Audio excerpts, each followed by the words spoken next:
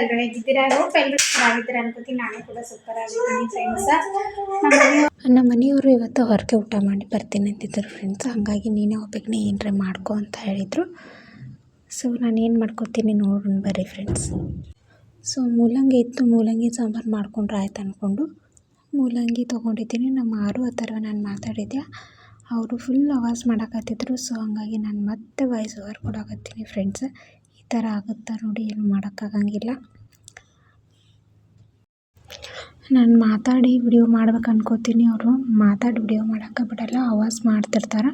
So ಮತ್ತೆ voice over ಕೊಡಬೇಕಾಗತ್ತೆ friends ಅವರು. ಸೊ ಹಂಗಾಗಿ ನೀನೇ ಏನರ ಮಾಡ್ಕೊ ಅಂತ ಕಾಲ್ ಮಾಡಿ ಹೇಳಿದ್ರು. ಈಸಿಯಾಗಿ ಅದನ್ನೇ ಆಗುತ್ತಲ್ಲ ಫ್ರೆಂಡ್ಸ್, ಅದನ್ನ ಮಾಡ್ಕೊಂಡು ತಿಂತು. ಎಷ್ಟೊತ್ತಿಗೆ ಬರ್ತಾರೆ ಏನು ಗೊತ್ತಿಲ್ಲ. ನೋಡಿ ಬರ್ರಿ ಫ್ರೆಂಡ್ಸ್, ವಿಡಿಯೋನ ಸ್ಟಾರ್ಟ್ ಮಾಡೋಣ.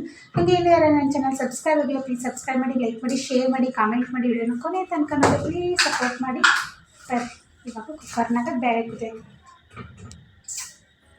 ಫ್ರೆಂಡ್ಸ್. ಇಲ್ಲಿ ನಾನು ತೊಗರಿಬೇಳೆ ಮತ್ತು ಸ್ವಲ್ಪ ಎಣ್ಣೆ, ಸ್ವಲ್ಪ ಅರಿಶಿನ ಪುಡಿನ ಹಾಕಿ ಒಂದು 3 ವಿಸಿಲ್ ಕೂಗಿಸ್ಕೊತೀನಿ. ಬೇಳೆ ರೆಡಿ ಆಗೋದ್ರಾಗ ಏನೇನು ಬೇಕಾಗ್ತದೆ ಕಟ್ ಮಾಡಿ ಇಟ್ಕೊತೀನಿ ಫ್ರೆಂಡ್ಸ್. ಇವಾಗ ಇದನ್ನು ಕುದಿಸಾಕಿರ್ತೀನಿ. ಸೊ ಫ್ರೆಂಡ್ಸ್ ಕುಕ್ಕರ್ಗೆ ಹಚ್ಚಿ ಇಲ್ಲಿನ ನಾನು ಕಟ್ ಮಾಡಿಕೊಂಡೆ ಮೂಲಂಗಿ, ಒಂದು ಸ್ವಲ್ಪ ಮೂಲಂಗಿ ತೊಗೊಂಡಿದ್ದೀನಿ ಫ್ರೆಂಡ್ಸ್. ಯಾಕಂತಂದ್ರೆ ನಾನು ಆರು ಇಷ್ಟೇ ತಿಂತೇವಲ್ಲ, ಸೊ ಹಂಗಾಗಿ ಜಾಸ್ತಿ ಮೂಲಂಗಿ ಆದ್ರೂ ಸಾಂಬಾರು ಅಷ್ಟೊಂದು ಟೇಸ್ಟ್ ಬರಲ್ಲ ಅಂತ ಒಂದು ಸಣ್ಣ ಈರುಳ್ಳಿ ಕಟ್ ಮಾಡ್ಕೊಂಡಿದ್ದೀನಿ. ಒಂದು ಟೊಮ್ಯಾಟೊ ತೊಗೊಂಡಿದ್ದೀನಿ.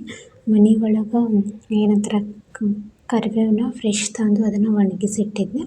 ಸೊ ಅದನ್ನ ತೊಗೊಂಡಿದ್ದೀನಿ ಫ್ರೆಂಡ್ಸ್. ರೆಸಿಪಿನ ಶೇರ್ ಮಾಡ್ಕೋಬೇಕಂತ ಅಂದ್ಕೊಂಡೆ, ಬಟ್ ನಮ್ಮ ಅಥರ್ವ ಭಾಳ ಹಠ ಮಾಡಕತ್ತ ಫ್ರೆಂಡ್ಸ್. ಏನೇನು ಹಾಕೀನಿ ಅಂತ ಹೇಳ್ತೀನಿ.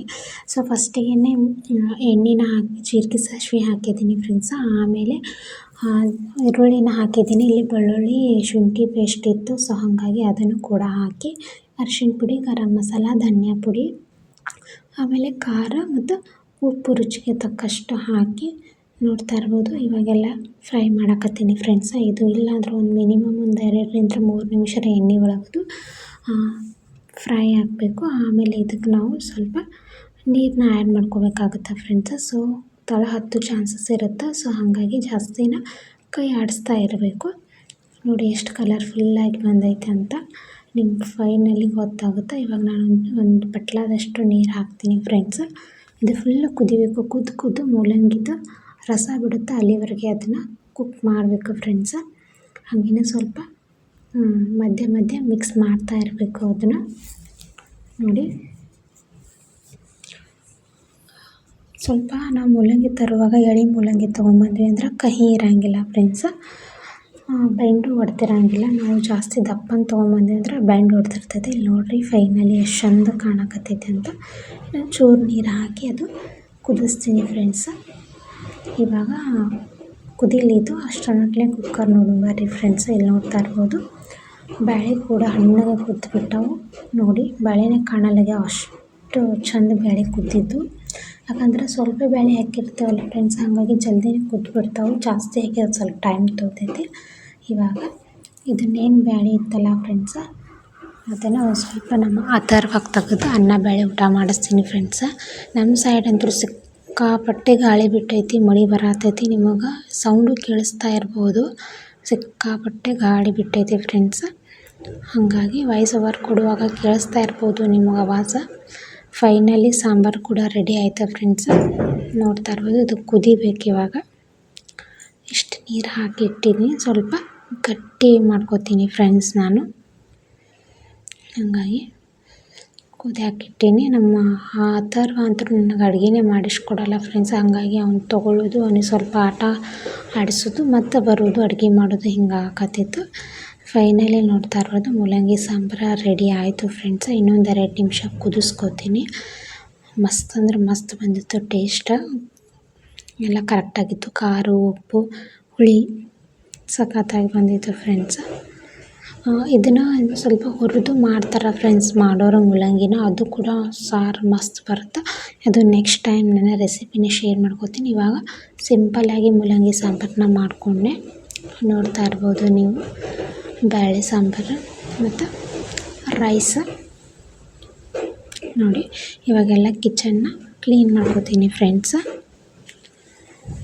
ಸ್ವಲ್ಪ ನೀರದು ಬಿದ್ದಾವೆ. ಸೊ ಹಾಗಾಗಿ ಅದನ್ನೆಲ್ಲ ಕ್ಲೀನ್ ಮಾಡಿಕೊಂಡು ನಾವು ಫಸ್ಟಿಗೆ ಆ ಥರ ಊಟ ಮಾಡಿಸಿ ನಾವು ಊಟ ಮಾಡ್ತೇವೆ ಫ್ರೆಂಡ್ಸ. ನೋಡಿ, ಸಾರು ಅಷ್ಟು ಗಟ್ಟಿನೂ ಬಂದಿಲ್ಲ, ಅಷ್ಟು ತಿಳುವೂ ಬಂದಿಲ್ಲ, ಅದರ ಟೇಸ್ಟ್ ಮಾತ್ರ ನಿಜ ಹೇಳ್ತೀನಿ ಭಾರಿ ಬಂದಿತ್ತು ಫ್ರೆಂಡ್ಸ. ಹಿಂಗೆ ಇವಾಗ ರೈಸ್ಗೆ ಇಟ್ಕೊಂಡ್ಬಿಡ್ತೀನಿ. ಸ್ವಲ್ಪ ಚಲೋ ಅಕ್ಕಿ ಇದ್ದು, ಸೊ ಹಾಗಾಗಿ ಅದನ್ನೇ ರೈಸ್ ಮಾಡ್ಕೊಂಡ್ರೆ ಆಯ್ತು ಅಂದ್ಕೊಂಡು ರೈಸ್ಗೆ ಇಟ್ಟೀನಿ.